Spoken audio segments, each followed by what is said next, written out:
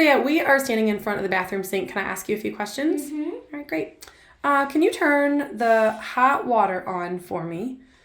And tell me, like, where the hot water usually is on a sink.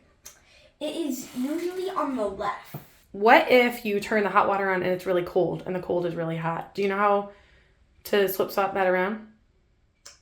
You usually just turn it on and then keep your hand under until you feel that it starts getting hot, and that means that it's working. But sometimes when people connect their hot and cold water supply to the handles, they accidentally reverse them. So the hot actually comes out the cold side. So go under the sink. Show me where, under the sink.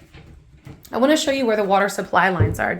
This one is the hot water because it leads up to the left side, Yes. which connects to this one. Very good.